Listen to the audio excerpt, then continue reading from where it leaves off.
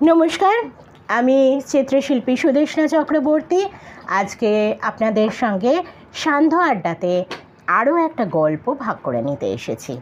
হ্যাঁ, কিছু কারণের জন্য অনেক দিন বাদে এলাম, তবে আজ যে গল্পটা আপনাদের সঙ্গে শেয়ার করব, নারায়ণ গঙ্গোপাধ্যায়ের সেই বইটি। কথা না বাড়িয়ে আগে আমরা গল্পটা শুনে নিই। প্রকাশকের দোকানে বসেছিলাম। সামনে কাউন্টারের ওপর নানা আকারের নানা রঙের বই, অসংখ্য মানুষের অসংখ্য মনের যেন এক বিশাল পৃথিবী এই বইগুলো। কত চিন্তা, কত গবেষণা, জ্ঞান বিজ্ঞানের কত খবর, সুখ দুঃখ, কান্না হাসি, গল্প, কবিতা, রোম্যান্স, অ্যাডভেঞ্চারের স্বপ্নপুরী। অন্যমনস্কভাবে বইগুলো নাড়াচাড়া করছি। হঠাৎ একখানা বইয়ের ওপর এসে চোখ আটকে গেল আমার। মলাটে সেই পুরনো ছবিটি, সেই গাঢ় নীল বড় বড় হরফের লেখা গহন বনের গল্প। লেখক প্রিয়দর্শন মিত্র। আকাশে যেন উল্কা ঝরে, তেমনইভাবে কতগুলো বছর ঝরে গেছে, কত অদল বদল হয়েছে পৃথিবীর। আমরা যারা ছোট ছিলাম তারা বড় হয়ে গেছি, যারা বড় ছিলেন পুড়িয়ে গেছেন তারা। ছেলেদের জন্যে হাজার হাজার রংচঙে বইয়ে ছেয়ে গেছে বাজার। তাদের মাঝখান থেকে বহুদিনের চেনা বইখানা সেই চেনা চেহারা নিয়ে করুণ চোখে যেন আমার দিকে তাকালো। প্রকাশককে বললাম, এই বইটার দাম কত? একটু অবাক হলেন প্রকাশক। কি করবেন ওই বই নিয়ে? ছেলেদের বই পড়বার বাতিক আছে নাকি আপনার? বললাম, তা আছে, আমারও যে একটা ছেলেবেলা ছিল, এসব বই দেখলে সে কথা মনে পড়ে যায়, এটা আমি নেব। প্রকাশক তবু বললেন, নিতেই যদি হয় তাহলে নতুন বই কিছু নিন বরং, ওসব তো পুরনো হয়ে গেছে, আজকালকার ছেলেরা আর পড়ে না। তা হোক, এইটাই আমার দরকার। কত দাম? প্রকাশক বন্ধু লোক হেসে বললেন, এমনিই নিয়ে যান, ওর আর দাম দিতে হবে না। বাইরে এসে দাঁড়ালাম ট্রাম স্টপের পাশে। দুপাশে বাড়িগুলোর মাথায় বেলা শেষের রাঙা আলো ঝিকমিক করছে। ছায়া ঘনিয়ে পড়েছে রাস্তার ওপর। ঠান্ডা মিষ্টি হাওয়া বইছে। বইটাকে কাছে আঁকড়ে ধরে ট্রামের অপেক্ষায় দাঁড়িয়ে রইলাম আমি। নিজে বই লিখি এখন। সাহিত্যিক বন্ধুর অভাব নেই, নতুন বই পাওয়ার দুঃখও নেই আর। তবু এই গহন বনের গল্প কোনো দিন এমনি করে হাতে আসবে তা কল্পনাতেও ছিল না। মনে হতো হাতের মুঠোর মধ্যে পেয়েও যে হিরেটা হারিয়ে ফেলেছিলাম, একদিন আজ অযাচিতভাবে তা আমার কাছে ফিরে এলো। এখন এ আমার, চিরদিনের মতোই আমার। ট্রাম এলো। চেপে বসে কন্ডাক্টরকে বললাম, এসপ্ল্যানেড। ট্রাম চলল। মনের মধ্যে ছেলেবেলার দিনগুলো ঘুরে বেড়াচ্ছে। সেই দিনাজপুরের শহর, ষষ্ঠীতলার বটগাছ, কাঞ্চন নদীর ধারে, পুরনো সাহেবী গোরস্থানের পাশে পাশে সেই পথ। আম, জাম, বিলিতি পাকুড়ের ছায়া, লাটাগিলে আর পৈচির বন, সেই শঙ্খচিল, শেয়াল, গোসাপ আর গোকড়োর খোলস। তার ভিতর দিয়ে চলেছি। ভেতরে কাঁপছে অ্যাডভেঞ্চারের নেশা। দূরের আকাশে উড়ন্ত মস্ত গগনবীর পাখিটার মতো কল্পনাও ডানা মেলেছে।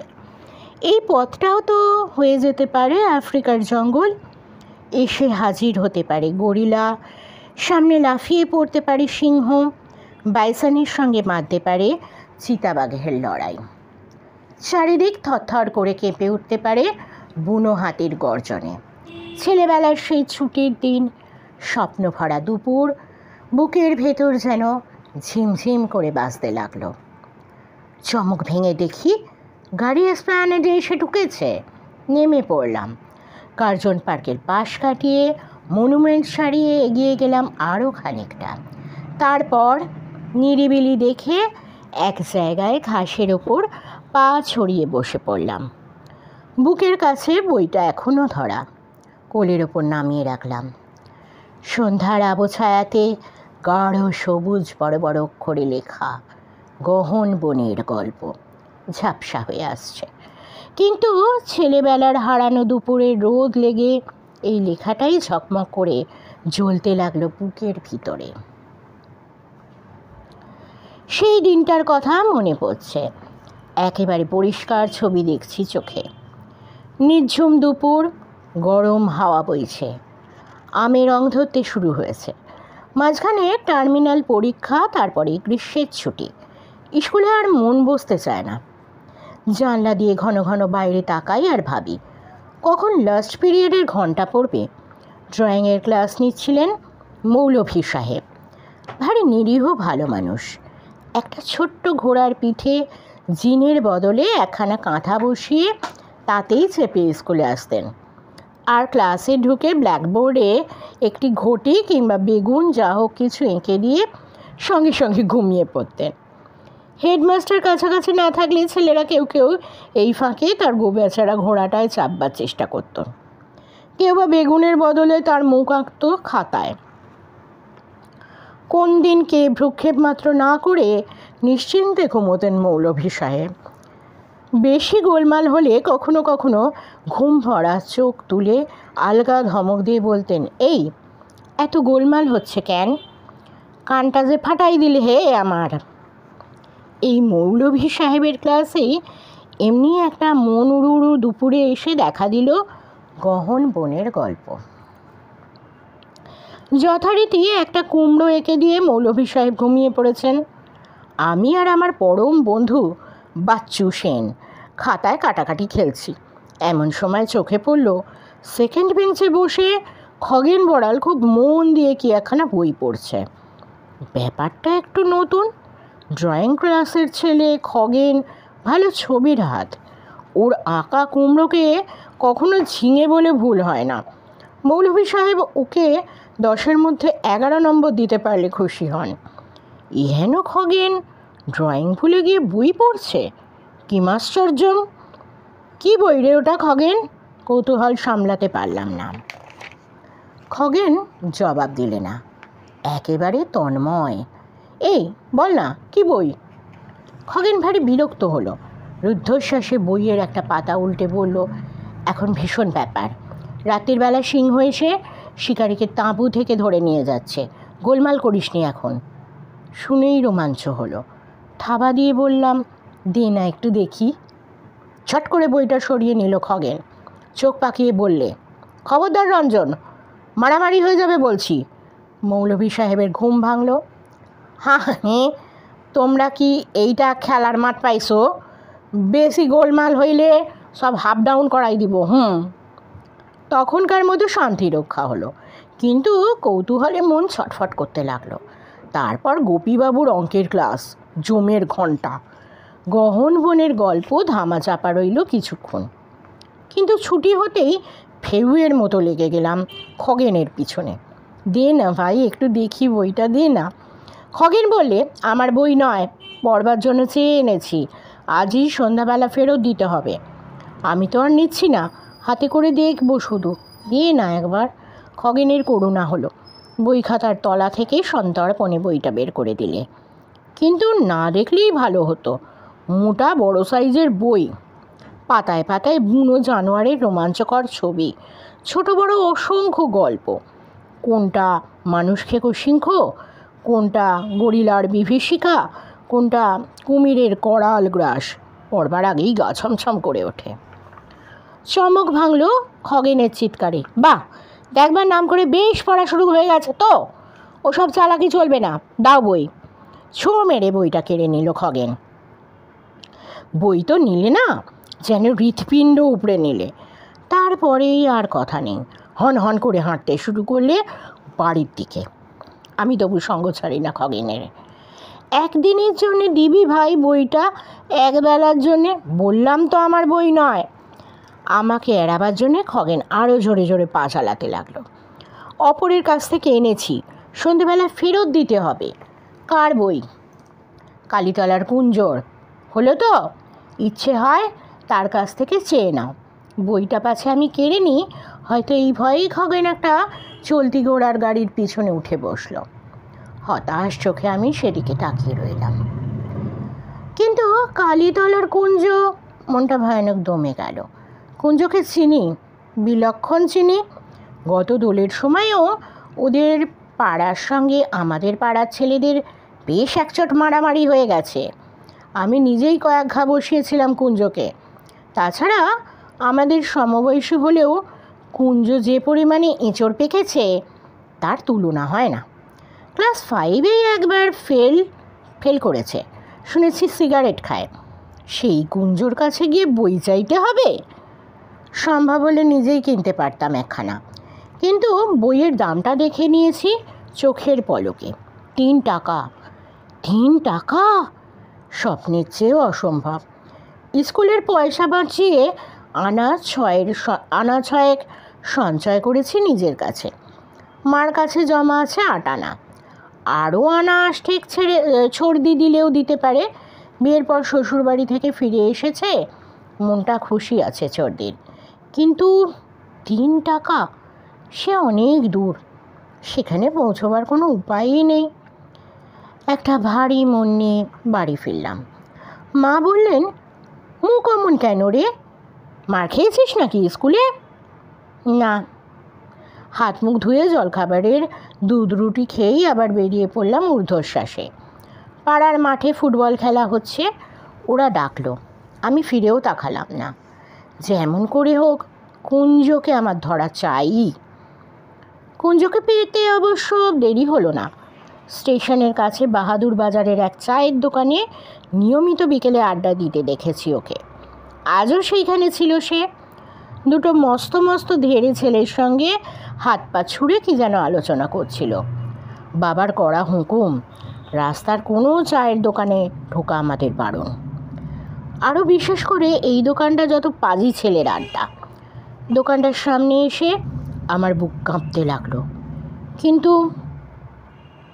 গহন বনের গল্প, পাতায় পাতায় তার ছবি, তার গরিলার বিভীষিকা আর মানুষ খেকো সিংহ একটা অসহ্য তীব্র স্বরের মতো আমার মাথার মধ্যে কাঁপছে। আমি আর থাকতে পারলাম না। দোকানে ঢুকে ডাকলাম, কুঞ্জ। কুঞ্জ প্রথমটা চমকে গেল, তারপর অদ্ভুত ভঙ্গিতে মুখ ভেঙচে বলে, কি হে গুড বয় এখানে? বললাম, তোর সঙ্গে আমার একটা কথা আছে। কি কথা? আমার কাছে কি দরকার তোর? আমাদের ছায়া মারালেও তো তোদের গুড কন্ডাক্টের প্রাইজ পাওয়া নষ্ট হয়ে যাবে। তেমনই ভ্যাংচানির ভঙ্গিতে কুঞ্জ হেসে উঠল। তোর বইটা একবার পড়তে দিবি আমাকে? অপমানে কান জ্বালা করছিল, তবু না বলে থাকতে পারলাম না। আমার বই? কি বই? গহন বনের গল্প। ও, খোঁজ পেয়েছ তাহলে? কুঞ্জর চোখ মিটমিট করতে লাগলো। সে তো আমার কাছে নেই। জানি, খগেন নিয়েছে, আজ সন্ধেবেলাতে ফেরত দেবে। আমি মিনতি করলাম, আজ রাত্রিটা আমায় পড়তে দে, কাল সকালেই তোকে দিয়ে যাব। কুঞ্জ কিছুক্ষণ তাকিয়ে রইল আমার দিকে, তারপর নাক কুঁচকে বললে, কেন দেব তোকে? ভাই কুঞ্জ। কুঞ্জ আবার ভেঙচি কেটে পড়ল। অত ভাই ভাই করতে হবে না। মারামারির সময় মনে থাকে না? আমাদের খারাপ ছেলে বলবার সময় মনে থাকে না? এরপর চায়ের দোকান থেকে বেরিয়ে আসা উচিত ছিল, কিন্তু পারলাম না। আমার ভেতরে তখনও জ্বরের মতো নেশাটা কাঁপছে। নিশির ডাকের মতো হাতছানি দিয়ে ডাকছে আমাকে। বললাম, যা হয়ে গেছে গেছে, আজ থেকে আমরা বন্ধু। বন্ধু? কুঞ্জর চোখ আবার মিটমিট করতে লাগলো। তাহলে প্রমাণ দেখা। কি প্রমাণ দেব? চা খাওয়া, চপ খাওয়া। চা, চপ? চোখের সামনে অন্ধকার দেখলাম। বললাম, ভাই পয়সা নেই। পয়সা নেই? কুঞ্জ আমার শার্টের পকেটটা নাড়া দিলে। ওই তো ঝনঝন করে উঠল, নেই মানে? ফাঁকি দিয়ে বন্ধুত্ব পাতিয়ে বই বাগাবার মতলব, সেটি হচ্ছে না। সেটি হচ্ছে না চাঁদ। কিন্তু এই পয়সা তো আমি ঢোকেলে বললাম, ইনস্ট্রুমেন্ট বক্স কেনবার জন্য এনেছি। কুঞ্জ খিঁচিয়ে উঠল। তবে তাই কেনোগে না, মন দিয়ে লেখাপড়া করোগে। গল্পের বই নিয়ে কি হবে, যা পালা এখান থেকে। পালাতে পারলে বাঁচতাম, কিন্তু কে যেন পা দুটো পাথর দিয়ে আটকে দিয়েছে। বুকের মধ্যে যেন ঝড় বইছে আমার। এত কষ্ট করেও পাবো না বইটা, হাতের কাছে এসেও এমন করে ফসকে যাবে। শুধু নেশা ধরাই নয়, আমার ঘাড়ে যেন ভূত চেপেছিল। না হলে যে দুঃসাহস আমি জীবনে ভাবতে পারিনি তাই করে ফেললাম। ফস করে বলে বসলাম, বেশ খা। তাই চা চপ। খুশির হাসিতে কুঞ্জর চোখ ভরেই উঠল। আমার পিঠে জোরে একটা থাবড়া বসিয়ে দিল সে। বাহ, এই তো সত্যিকারের গুড বয়ের মতো কথা। আমার হাত ধরে টেনে সে একটা লোহার চেয়ারে বসালো। তারপর ডেকে বললে, বয়, দুখানা চপ আর দুটো চা। সভয়ে বললাম, দোকানের চা তো আমি খাই না ভাই। চপও নয়। খাস না? তা বেশ, তাহলে দুটো চপই আমি খাই, কি বলিস? অদ্ভুত লোভে কুঞ্জর চোখ দুটো চিকচিক করে উঠল। কি বলিস? ইনস্ট্রুমেন্ট বক্সের পরিণামের কথা ভাবতে ভাবতে শুকনো গলায় আমি বললাম, খা। প্লেটে করে দুখানা ধুমায়িত চপ এনে বয়ের সামনে রাখলো। গন্ধে ভরে গেল চারিদিক। কুঞ্জ খাবার আগেই খানিকটা লালা গিলে নিলে গলায়, থাবা দিয়ে একটা চপ গরম অবস্থাতেই তুলে নিয়ে কামড় বসালো। তারপর তৃপ্ত মুখে বললে, বেঁচে থাক রঞ্জু, গহন বনের গল্প তোর মারেকে, কিন্তু মায়েরই বলছি, দৃষ্টি দৃষ্টি মুদ্রা। দৃষ্টি নয়। মুখ ফিরিয়ে বসে আমি ভাবতে লাগলাম ইনস্ট্রুমেন্ট বক্সের কথা। নিজের জমানো 2 আনা পয়সা দিয়ে বাকিটা পূরণ করা যাবে। তারপর স্কুলে যাওয়ার মুখে কিনে নিলেই হবে ওটা। কিন্তু বাড়ির কেউ যদি দেখতে পায়, যদি শুনতে পায় কেউ। এখান থেকে তাড়াতাড়ি উঠে পড়তে পারলে বাঁচি এখন, কিন্তু উঠবার জো নেই। তাড়িয়ে তাড়িয়ে শব্দ করে করে চপ খাচ্ছে কুঞ্জ। ওই শব্দটা যেন বুকের মধ্যে এসে বিঁধতে লাগলো। ভয়ে কাঠ হয়ে আমি বসে রইলাম। কতক্ষণ পরে, কত যুগ পরে কুঞ্জর চা আর চপ খাওয়ার শেষ হলো জানি না। তারপর বললে, 5 আনা পয়সা দে। দিলাম। বয়টাকে পয়সা দিয়ে কুঞ্জ একটা ঢেঁকুর তুলল। বেড়ে খাওয়ালি রঞ্জু, অনেক দিন ধরে মনে থাকবে। এবার একটা সিগারেট খাওয়া। সিগারেট? আমার মাথার চুল খাড়া হয়ে উঠল। হ্যাঁ হ্যাঁ বাবা, সিগারেট। আরও 2 পয়সা ঝাড়ো দেখি। আবার পালাতে চাইলাম, কিন্তু পা দুটো তখন যেন পাথর দিয়ে বাঁধা। মন্ত্রমুগ্ধের মতোই 2 পয়সা বের করে দিলাম। বয়টাকে দিয়ে কুঞ্জ সিগারেট আনালো। ধরিয়ে একটা টান দিয়ে বললে, আহ। ততক্ষণে আমার বুকের রক্ত জল হয়ে গেছে। প্রাণপণে উঠে দাঁড়ালাম। শব্দ হলো, ভাই এবার বই। কুঞ্জ খানিক্ষণ ধোঁয়া ছেড়ে বললে, নিস, কাল সকালে। কাল সকালে আবার কেন? আমি প্রায় হাহাকার করে উঠলাম। বললি যে রাত্রিরেই। কুঞ্জ বাধা দিয়ে বললে, এখন কি বাড়ি ফিরবে? আমার যেতে সেই 9টা। সিনেমায় যাব কি না? যা যা, কাল সকালে আসিস আমাদের বাড়ি। বই নিয়ে যাবি, ইচ্ছে মতো রাখতে পারবি 2-3 দিন। কিন্তু সকালে যে মাস্টারমশাই আসবেন, তারা আমি কি করব? কুঞ্জে উঠে দাঁড়ালো। লম্বা একটা শীষ টেনে বেরিয়ে এলো চায়ের দোকান থেকে। পেছন পেছন আমিও এলাম। চল না ভাই একবার, 5 মিনিটের জন্য। আমি মিনতি করলাম। কেন বিরক্ত করছিস? কুঞ্জ চটে গেল। বললাম না, সকালে আসিস। তারপরই সংক্ষেপে সব শেষ করে দিয়ে অন্য রাস্তায় পা চালিয়ে দিল। অস্বস্তি আর অপরাধ বোধ নিয়ে বাড়ি ফিরলাম। অতটা না করলেও হতো। একখানা বইয়ের জন্য যে কাণ্ড করেছি, একবার তা জানাজানি হয়ে গেলে কী যে হবে সে কথা ভাবতে পারছি না। তবু অপরাধের লজ্জা বেশিক্ষণ রইল না। চোখের সামনে জলজল করতে লাগলো মোটা মোটা সবুজ অক্ষরগুলো। গহন বনের গল্প। সারা রাত ধরে আফ্রিকার জঙ্গলের স্বপ্ন দেখলাম আমি। বইয়ের পাতায় চকিতের জন্য দেখা ছবিগুলো যেন জীবন্ত হয়ে উঠে আমার সমস্ত চেতনাকে আশ্চর্য অপরূপ অ্যাডভেঞ্চার দিয়ে ঘিরে রাখল। ভোরের আলো ফোটবার আগেই ঘুম থেকে লাফিয়ে উঠলাম। তারপর জামাটা গায়ে চড়িয়ে ঊর্ধ্বশ্বাসে ছুটলাম কালীতলার উদ্দেশ্যে। মা অবাক হয়ে বললেন, হ্যাঁ রে, এত ভোরে কোথায় চললি এভাবে? মায়ের কাছে কখনো মিথ্যে বলিনি, আজ প্রথম বলতে হলো। একটু মর্নিং ওয়াক করে আসি মা। উত্তরে মা কি বললেন সে কথা শোনার সময় আমার ছিল না। আমি তখন দার্জিলিং মেলের মতো চলেছি কালীতলার দিকে। আমাদের বাড়ি থেকে কুঞ্জদের পাড়া প্রায় 1 মাইল। মনে হচ্ছিল যদি এক লাফে পৌঁছতে পারতাম। এখনই পাবো, এখনই হাতে আসবে। কালকে সারা বিকেল, সারা সন্ধে, সারা রাত্রে যা নিয়ে স্বপ্নের ঘোরে কেটেছে, যার জন্যে চায়ের দোকানে ঢুকেছি, কুঞ্জকে সিগারেট খাইয়েছি, মিথ্যা কথা বলেছি মায়ের কাছে, এই সেই মহা সম্পদ এসে যাবে আমার হাতের মুঠোয়।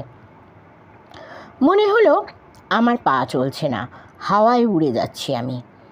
ওদের বাড়ির সামনে গিয়ে হাঁপাতে হাঁপাতে চেঁচাতে লাগলাম, কুঞ্জ, কুঞ্জ, কুঞ্জ। ঘুম ভাঙা চোখে কসলাতে কসলাতে বেরিয়ে এলো কুঞ্জ। বিরক্তি ভরা মুখে বললে, কী রে, কী হলো? সাত সকালে এমন চেঁচিয়ে মরছিস কেন? সেই বইটা? কোন বই? কুঞ্জ যেন আকাশ থেকে পড়ল। সেই গহন বনের গল্প। কুঞ্জ বলল, তা সে বই তো পাবি না? পাবো না? আমি যেন বুক ফাটা আর্তনাদ করে উঠলাম। কুঞ্জ নিরাসক্ত স্বরে বললে, বই তো আমার নয়, আমার মামাতো বোন রত্নার। রত্না কাল রাতের ট্রেনে কলকাতায় ফিরে চলে গেছে, বইটাও নিয়ে গেছে। আর 1 মিনিট সামনে থাকলে আমি কুঞ্জর ওপর ঝাঁপিয়ে পড়তাম, আফ্রিকা সিংহর মতোই ছিঁড়ে টুকরো টুকরো করে ফেলতাম ওকে। তার আগেই ও বাড়ির ভেতর অদৃশ্য হয়ে গেছে। আবার বাড়ি ফিরলাম।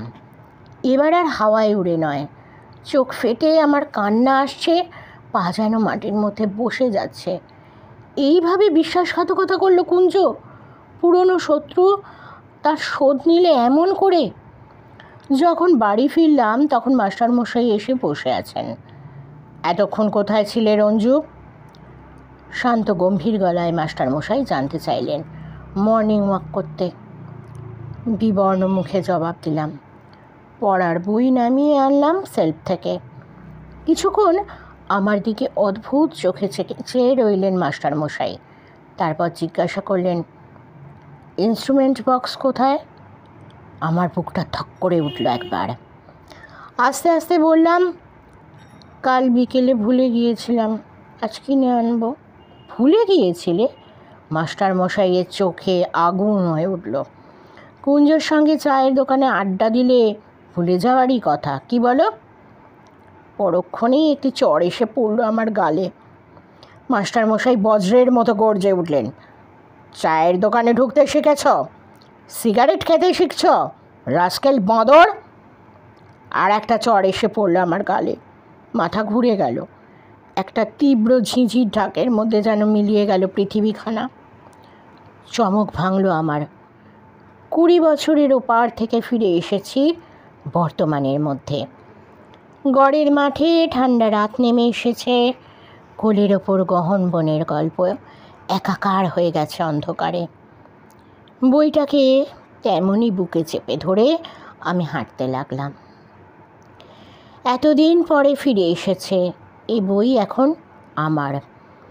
যতবার খুশি পড়তে পারি, ইচ্ছে করলে মুখস্থ করতে পারি, পাড়ার সকলকে ডেকে ডেকে পড়ে শোনাতে পারি, কিন্তু কিছুই করব না। আমার লাইব্রেরির 5000 বইয়ের ভিতর দেশি বিলিতি অজস্র বইয়ের মাঝখানে ওকে আমি লুকিয়ে রাখব। আমি এই বই পড়ব না যদি আজ আর ভালো না লাগে। 20 বছর আগেকার মনটা এর মধ্যে যদি বদলে গিয়ে থাকে, তাহলে তাহলে এই ছিল আজকের আমাদের গল্প। কেমন লাগলো অবশ্যই আমাকে জানাবেন কমেন্ট করে। কমেন্ট বক্সে অবশ্যই কমেন্ট করবেন, আর ভালো লাগলে আমার সঙ্গে থাকবেন, সাবস্ক্রাইব করে দিয়ে আমার চ্যানেলটাকে, আর অল বাটনটা প্রেস করতে কিন্তু ভুলবেন না। আজ এই পর্যন্ত। আবার একটা গল্প নিয়ে আর একদিন ফিরে আসব। শুভরাত্রি।